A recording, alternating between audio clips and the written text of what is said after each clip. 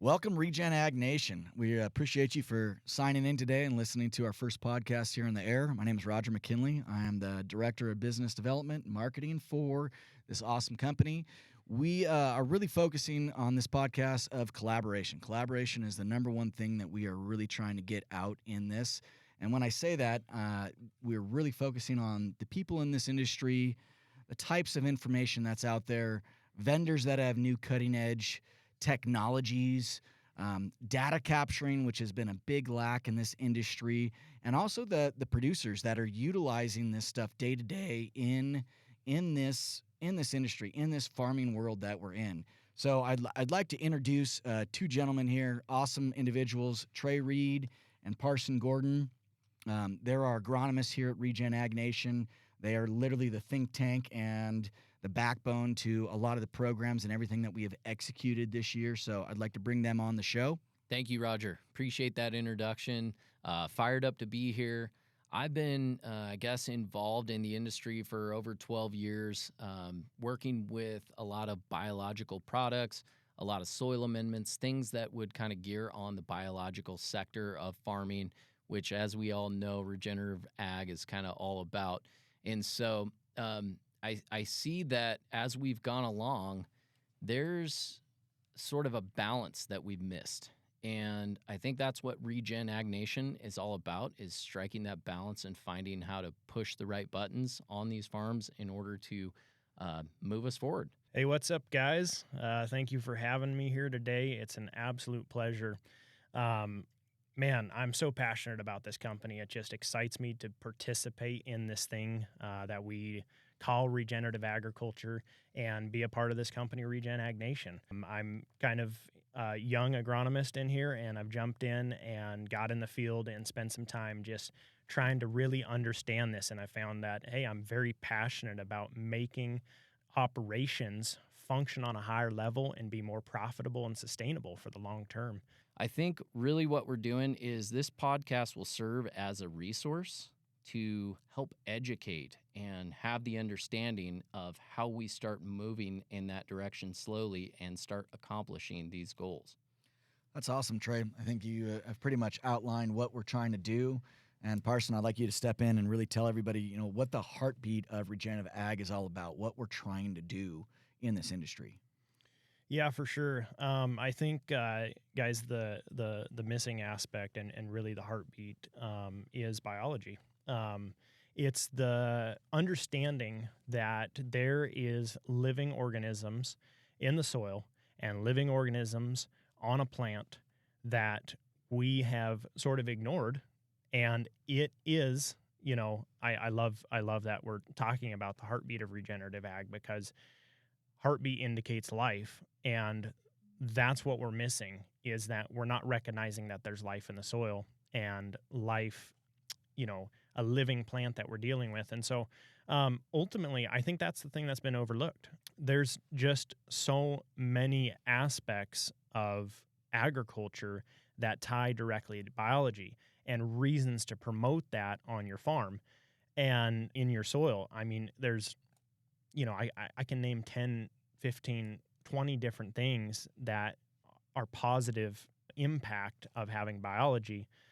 I mean, it creates pore space in the soil. It warms soil temperatures. It mineralizes nutrients to the plant. There's so many aspects. The other part of this is there is living organisms that actually live on the phylosphere, on the leaf surface of these plants. And so I feel like as we move forward in this, we have to understand that we are trying to promote that life, promote those living organisms on the plant, in the soil, around that root structure, and figure out how to continue bringing life to it, feed it, so that it does the natural things where it actually works as a plant defense. One of the interesting things about having living organisms in the phylosphere is that those organisms are actually there for a reason, and a lot of them are to eliminate a lot of these pathogens that are moving through the air, things like powdery mildew or any of these mildews that people run into on their farm. A lot of those things will actually be taken care of if you have healthy biology on that leaf surface. And so it's time to start paying attention to that. And it ties into so many different aspects. I don't have time to go through all of that right now. We'll definitely go through it at a later time. But I just want to bring our attention to that right now, and just to help people understand that this is really the thing we need to focus on. Yeah, I love that answer, Parson. I think biology is the key. We've been so focused on physical and chemical parts of the soil and how that determines productivity, but really that soil life determines how well the soil functions. And good, healthy soil is disease suppressive. It cycles nutrients and carbon really well. It's really kind of one of our vendors talked to us. He said it's the handshake between the plant and the soil. Another way I've seen it put that makes some sense is it's the stomach for the plant. So everything's connected to the microbiology, and it's tough to focus on that because up to this point we haven't seen a lot of data that we can hang our hat on. We also can't see this stuff with our own eyes, right? You can kind of see what shape your soils are in, People describe it by looking at it, picking it up, feeling it, smelling it. I mean, some of those descriptors aren't really identified to our naked eye. So I think that's another reason why we've maybe ignored that piece. You know what's crazy? I just want to add to that a little bit. Like you say, it's hard to see a lot of these things, and it is hard to see and understand that you have living organisms in your soil because they're not actually visible. None of the stuff you can actually see with your naked eye. But the results, if you start promoting that, the results that you see from a soil structure aspect, from aeration, any of those different root structure, leaf health, all these different things, you can see the impact that these organisms are making by looking at the visible effects of the plant, the root structure and stuff like that. So like while you can't see them, you can certainly see the effects that they produce. So observations, in a word, right? Versus actually physically seeing something you're observing in the field. Absolutely.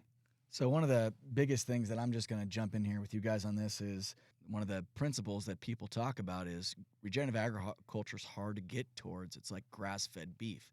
It's this ever-moving target that we're talking about stuff we can't see, we can't grasp, and how do we get there? People want to get there, but how do we get there? And that comes back to framework that's kind of been set out for the industry to try to achieve in getting to, where people look at this framework and say, can I actually do this on my farm? Is it practical for me to do this on the farm? Can I cover crop? Can I bring in new equipment? And I think when we look at these regenerative agriculture definitions that have been put out in the industry, that's where we really differ at RegenAg, of not being put in that box, because we understand everybody's on a different step of that staircase.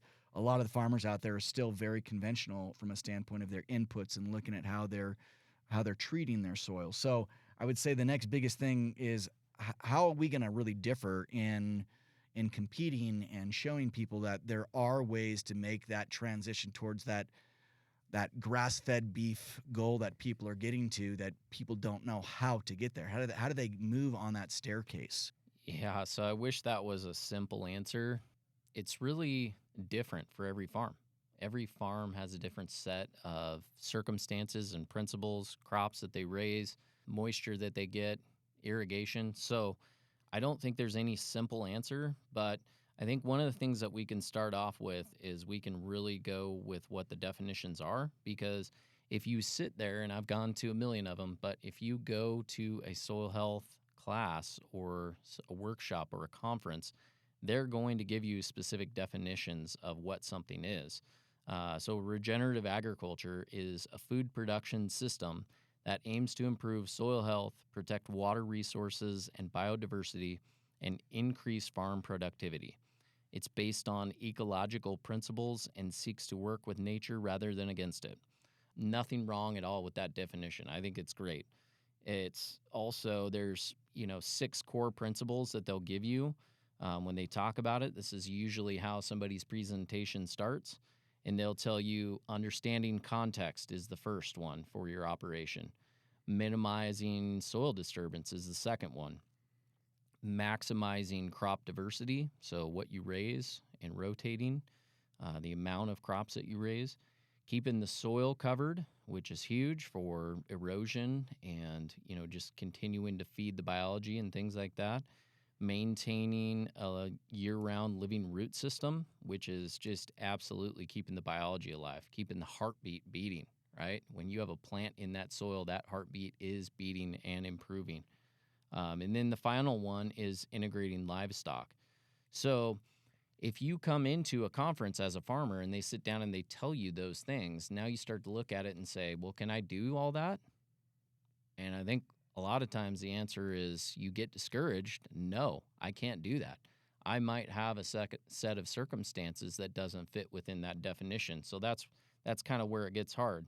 When you look at conventional agriculture, which is, the largest portion of what we're doing, let me pull up a definition here. So conventional farming, also known as traditional or industrial farming, refers to farming systems that rely on synthetic inputs to achieve crop yield goals.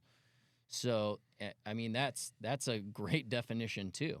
Conventional farming has taken yields to where they absolutely have soared, but trailing in that is some problems that we drag along with it.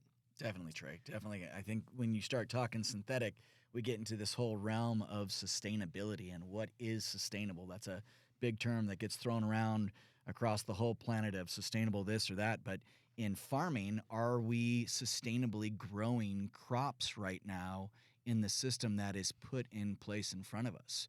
So with the tools that are at hand right now in conventional farming in America, are we sustainably growing food? I would say in a word, no. But I think the fact that we're having success on farms would argue against the answer being no. By definition, you are successful and somewhat sustainable if you're in business at this point. So I think really what we really need to have a different goal is not to just make it through a cropping system, but to be extremely profitable because of the way we farm. And I think a lot of the inputs we use are not very sustainable. They take a lot of energy and require a lot of carbon emissions and things. If you're following along with some of the environmental impact to all this, a lot of people will tell you that farms are one of the biggest problems for carbon emissions and the environment. I don't think that's true at all, but we have to defend ourselves in agriculture. So we need to talk about what are the farming systems that we can take and put on our farms that argue against that. In fact, I think that the issue at hand with carbon is solved by regenerative agriculture. We want to put those carbon emissions, we want to take them into plants and hold them into soils. So I think that answer's there. We can flip that on its head, but no, I don't think it's sustainable to ignore biology, because it circumvents itself and it rears its ugly head in other ways. If you don't have disease suppressive soils, then you got to use more insecticides, fungicides, all these things to protect your crop so that you don't have disease-ridden crops that fail. So I think what you're talking about is, are you relying on somebody to provide every input possible to get yourself through the season and have a successful outcome? And if the answer is yes, then I don't think it's sustainable. And if the answer is no, then we need to find solutions so that we're not so reliant on inputs. When inputs are cheap, it's no big deal. We can afford fertilizer, we can afford protection products, things like that. But like we had a couple of years ago, and all this energy stuff popping up, if it gets expensive, can you profit on the crops you're raising? So we have defined what conventional agriculture is and regenerative agriculture, but what is the main problem with putting definitions and framework around those definitions for farmers today? Yeah, so interesting thing about this, as you lay out a lot of definitions, in the standard definition of regenerative agriculture, the first one on there is context. And what happens is you totally ignore the context part when you put parameters around the next 5 things on the list. So I want to bring a little bit of light to that, because here is one of the issues that we find in regenerative agriculture is that parameters and definitions are too tightly held. And what happens with that is you miss out on the context part, which is absolutely critical, okay? This is something like feedback on an individual farm. You need to be able to adapt to the different situations of your unique farming operation. And so what we like to do is stay away from these really rigid definitions, which ultimately kind of limit you in your potential and the unique ideas that you might come up with on your individual farm. So we're trying to go through and say, okay, hey, we have some focuses that we like to use in regenerative agriculture. We have some 5 things that we really like to hone in on and focus on people's farms. But everything is based off of the individual farm, and really understanding that as we go out and communicate with growers, it's, hey, let me understand your farm and how your operation works. And so we can figure out a unique way to approach and integrate these regenerative practices. And we hold some of these definitions loosely because they flow, as you use different products, as you use, different cover crops, or whether you're able to integrate livestock or not. All these different things, there's so many variables, and it's kind of an ever-changing thing. So, guys, I would just kind of encourage you to not hold to these definitions so much, but really focus on how can I begin to implement some of these things on my operation. Yeah, definitions suck. Nobody wants to be defined. I think that's part of the problem. Honestly, you hit the nail right on the head. I couldn't agree more with you, Parson. How do you integrate livestock if you don't have livestock? How do you plant a cover crop if you don't have water at the end of an irrigation cycle? Or better yet, do you plant that cover crop and never get the rain and it never comes and you're wasting resources? So, I couldn't agree with you more. I think what we do and kind of where our philosophy is let's take all the context out of it and go to the things that apply to all soils and all crops. How can we optimize nutrition for a plant in that specific plant that you're growing? How can we invigorate the soil and increase biology? How can we apply biology? How can we do some of these things? How can we put carbon in the soil? These things, no matter what you're raising and no matter what farm, those core principles that we guide with are the ones that will get you started and head in the right direction. When you get a list that's big like this and you can't pull off, I think that's why some people get discouraged and they quit right away. And keeping it in context, too. Farmers aren't going to go spend $1 million, $2 million on new equipment to be crimp rolling cover crops and drilling in seed when they've never done that before or don't have the budget to do that. Not to mention managing livestock on a farm. Is it even practical when people are calving, or what you grew in the previous season to what you're coming into the following season? So I think you're right on point with all of that, Trey. Yeah. One of the things I want to touch on real quick, as we talk about and break down why putting definition around things aren't, seem to actually be kind of negative. One, I want to emphasize this because one of the main focuses that we have at RegenAg Nation is figuring out how to sort of mesh a lot of the core principles with conventional systems. We're very passionate about coming into conventional farming and figuring out how to sort of marry those two things, find some balance between them. There's some good principles from conventional agriculture, and there's some really wonderful things on the regenerative side. And it is next to impossible to go and say, I'm really passionate about regenerative agriculture, I'm going to change my whole farm overnight. It doesn't work. And so one of the things that our main focus is to come into these conventional farms, understand the operation, and say, how can we implement these basic things and slowly take you from hardcore conventional practices into something that sort of starts bringing life into your farm and building back soil. And then ultimately, as we mesh those two, the positive results that are achieved from that sort of afford us the opportunity to continue heading in a more regenerative direction.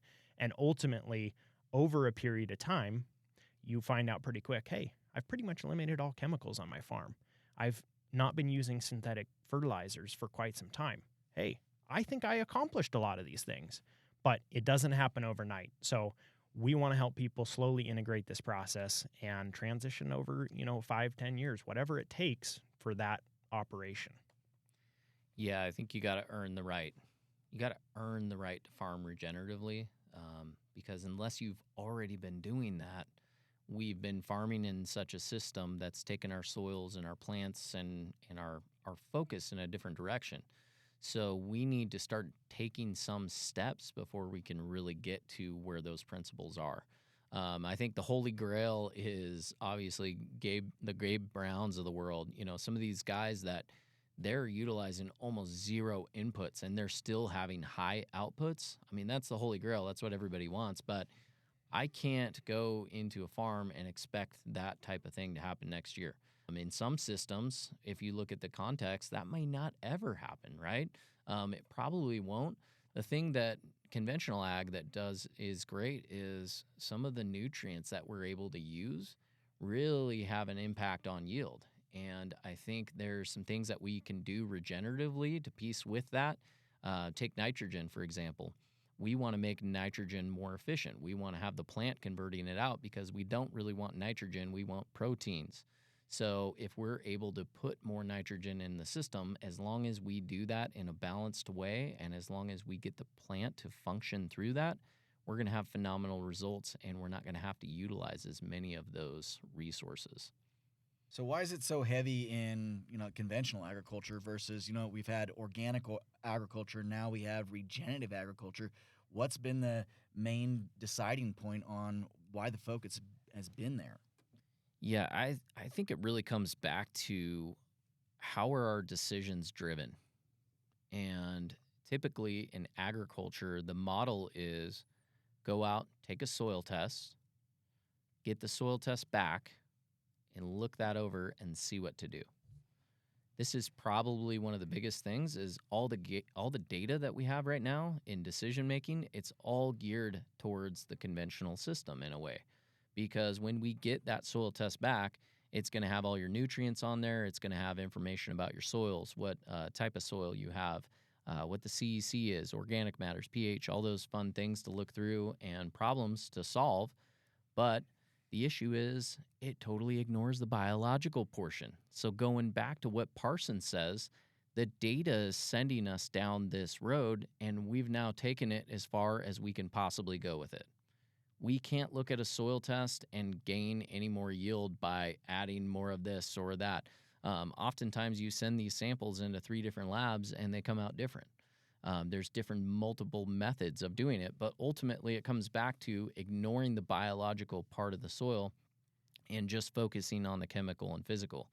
Now, we need data in regenerative agriculture in order to help us with this decision-making process.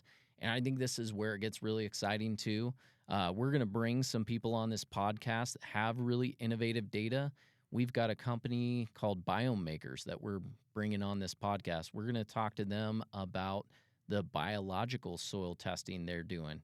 And now they're actually pairing it with nutritional data and some of these standard chemistry and physical type of metrics that you get. Also looking at disease profiles and things like this. So this can really help us guide our biological decisions and also be a metric of how do we track what progress we're making. Well, if we have a simple soil biological score of 40 and then we test it again in 5 years and we've moved it up to 75, I think we've made some really good progress there. And obviously that'll pay itself off in how the crop's being raised as well. So the biggest thing is why now? Why is regenerative agriculture such this buzzword? Why is it such a hot topic? Why are companies like PepsiCo throwing $100 million at this industry? Yeah, I think it's really something to where people have started focusing on the environment. They're concerned about the impact to that. Believe it or not, I mean, it's here, right? So whether you think that we are having a vast impact on the environment as farmers, that can be debated until you're blue in the face. Maybe it is, maybe it isn't, doesn't really matter. What matters is sometimes in society, what people think is true becomes what standards you're held by.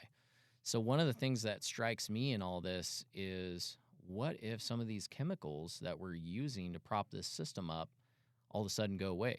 Things like fumigation. There's a lot of of vegetable crops that we must fumigate because we've got such high pathogen loads in the soil. So what happens then? Can we still raise a crop? What happens if buyers say, hey, we want you to farm in a different way, and you're not used to farming that way, your soils aren't ready for it, are you going to still succeed? So I think there's a lot of things from that direction where big money, big push, buyers start jumping in, consumers, this is a connected world. So even if it's true or not, we still got to deal with that and reckon with it. Yeah, I love that, Trey. One of the things that I kind of want to point out, and one of the reasons that I think it's really coming to the forefront, guys, you're going to hear me say this if I keep doing these podcasts. One of the things I'm not going to stop saying is feedback. Feedback has become such an important thing for me in personal growth and in everyday doing the job that I do. We have to start paying attention to the feedback that our farm is giving us. And I think ultimately that's one of the big reasons that regenerative agriculture is really coming to the forefront. We've been doing this conventional thing for, roughly 70 years, and we're starting to pay attention to the feedback from that period of time. And we're starting to see some things that are maybe out of balance, some things that are not working so well anymore.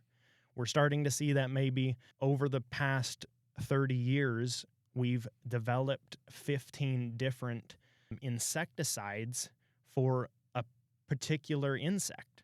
And over time, we've started to build tolerance to these things. And we're saying, okay, this system maybe isn't working.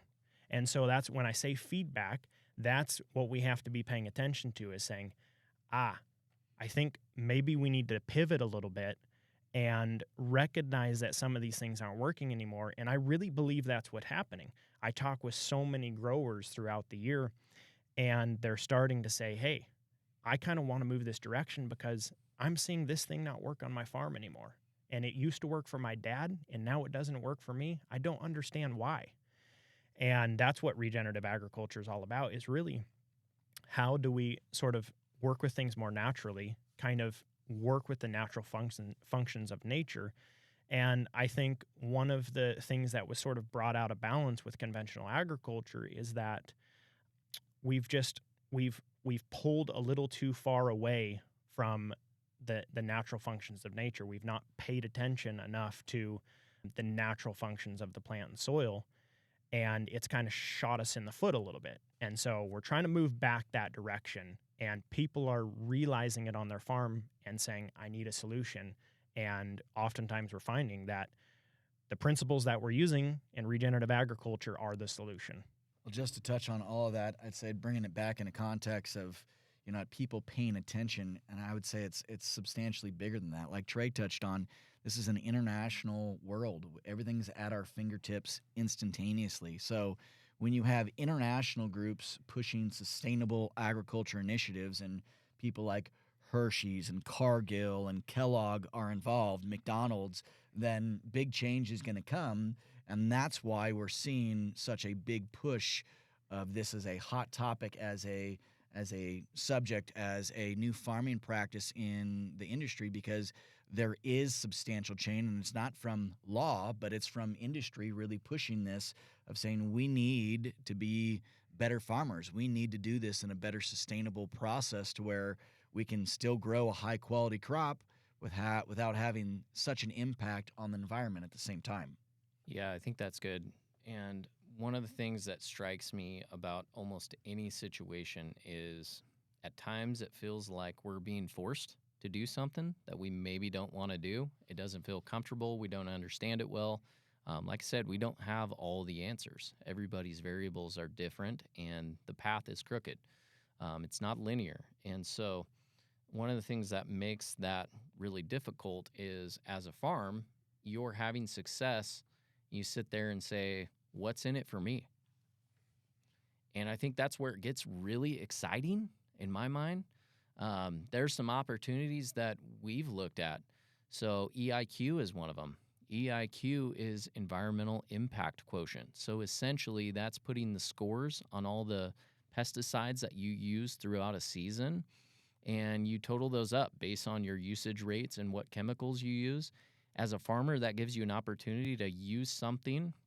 Let's say there's 3 different chemicals that you could use to solve the same problem.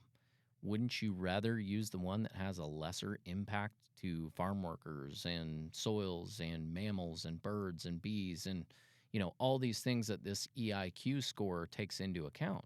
Yeah, I'd rather use the one that's a little bit better for my kids, my farm, my soils, all that. And another thing is with this EIQ deal, it gives us a chance as farmers to compare ourselves to other farmers and see how we stack up. I think in some ways, some of these big farms and big enterprises, or maybe somebody that's extremely conventional minded, it takes a little bit more time and management and labor to do things regeneratively. And they say, okay, well, let's just skip that. Let's just, proactively apply these protection products. Oftentimes when your inputs are high, so are your problems. So then are your chemical budget. And so EIQ is a way to differentiate.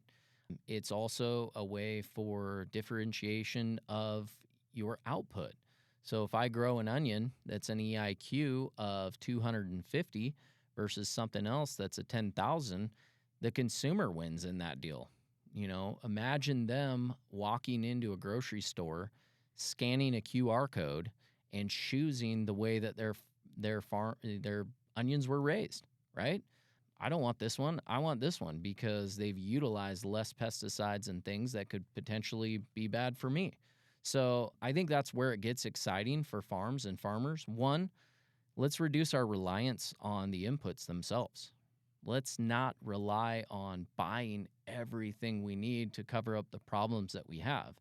Instead, let's work on solving those problems. Let's get to the actual function of why that's happening. A lot of times we're asking the wrong questions. Why is this happening should be the question. And then how do we solve that? And so I think that's where it gets exciting. What's in it for me as a farmer? Well, reduced inputs, more profitability. All those things don't happen overnight, but that's why you start heading down this path in my mind. Yeah, to just sum that all up, I mean, I think what you're getting back to is life, the quality of life, the quality of our soil. And with that comes profitability and quality of food that we get to consume as individuals. Okay, so if I'm a farmer right now and I'm sitting here listening to this podcast saying, okay, I want to do this, I want to step into this, how? How do they go about doing that? What do they need to focus on? What are the main objectives should they be looking at in transitioning their farm from conventional on a staircase, on a step, moving toward regenerative agriculture? It comes right back to that context part. The first thing that I'm going to do when I step on anybody's farm is try and understand it. And so there's going to be a lot of collaboration there, a lot of communication, trying to understand your operation, what your rotations look like, all these different aspects of it. We need to really, truly understand the foundation of where your farm is and where it has been in order to make a lot of these decisions. We have 5 objectives that we like to implement on a lot of these farms, and it's kind of a blanket. We're not trying to fit everything into a box, but these are 5 principles that can be implemented on any farm and that make a huge impact in taking those steps towards regenerative agriculture.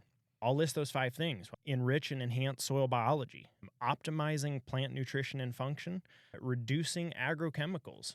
That often becomes a really simple one on a lot of these operations. Sometimes reducing agrochemicals just looks like implementing a soft chemistry product in place of a hard one. And so there's very simple things in these 5 objectives. Reduce synthetic fertilizers and increase their efficiency, increase soil carbon.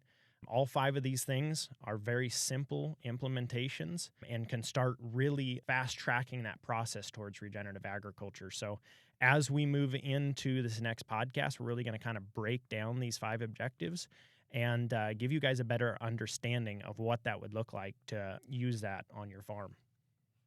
Yeah, that's great, Parson. I think what we're talking about is there's a high likelihood that anybody can do this. It's not going to cost them a lot of money or any more than they're already spending now, and almost everybody can implement some of these changes right away to get started.